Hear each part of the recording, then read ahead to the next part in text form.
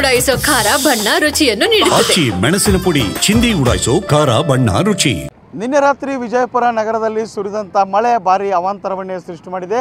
ಏನು ವಿಜಯಪುರ ನಗರದ ಕಣ್ಣಾನಗರ ಇರ್ಬೋದು, ರಾಮನಗರ ಸೇರಿದಂತೆ ಇನ್ನಿತರ ಬಡಾವಣೆಗಳ ಮನೆಗಳಲ್ಲಿ ನೀರು ಸಂಗ್ರಹವಾಗಿದೆ. ಸದ್ಯ ನಾವು ಕಣ್ಣಾನಗರದ ಈ ಭಾಗದಲ್ಲಿದ್ದೀವಿ. ಇಲ್ಲಿ ನೋಡ್ಬೋದು ಯಾವ ರೀತಿಯಾಗಿ ಮಳೆ ನೀರು ಇಲ್ಲಿ ನಿಂತಿದೆ ಅಂತ. ಏನು ಈ ಏರಿಯಾದ ಸುತ್ತಮುತ್ತಲ 5-6 ಕಿಲೋಮೀಟರ್ ವ್ಯಾಪ್ತಿಯಲ್ಲಿ ಇರ್ತಕ್ಕಂಥ ನೀರು ಇಲ್ಲಿ ಹರಿದು ಬರುತ್ತೆ.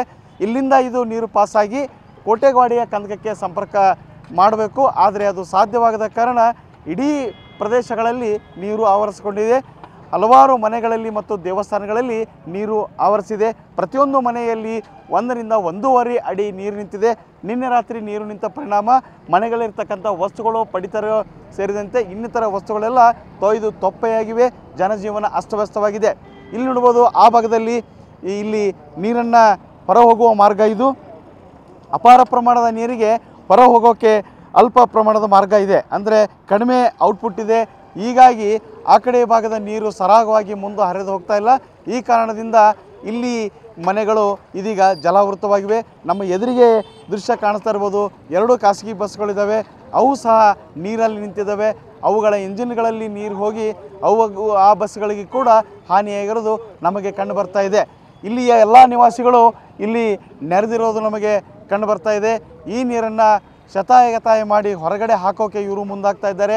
ಪಾಲಿಕೆಯ ಮತ್ತು PWD ಇಲಾಖೆಯ ಅಧಿಕಾರಿಗಳ ಅವೈಜ್ಞಾನಿಕ ಕಾಮಗಾರಿಯೇ ಇದಕ್ಕೆ ಕಾರಣ.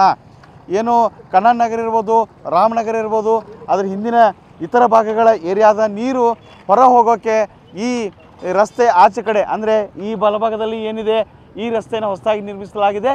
ಈ ರಸ್ತೆಯಿಂದ ಬಲಭಾಗದ ನೀರು ಕೆಳಗಡೆ ಹೋಗಿ ಏನು ಕೋಟೆಗವಾಡಿಯ ಕಂದಕಕ್ಕೆ ಸೇರಬೇಕು. ಆದರೆ ಆ ಕಂದಕಕ್ಕೆ ಸೇರೋಕೆ ಇರ್ತಕ್ಕಂಥ ಏನು ಮಾರ್ಗಗಳನ್ನು ಬಂದ್ ಮಾಡಿದ್ದಾರೆ. ಕೇವಲ 1 ಔಟನ್ನು ಇಟ್ಟಿದ್ದಾರೆ. ಆ ಕಾರಣದಿಂದ ಇಡೀ ಈ ಭಾಗ ಸಂಪೂರ್ಣವಾಗಿ ಜಲಾವೃತವಾಗಿದೆ.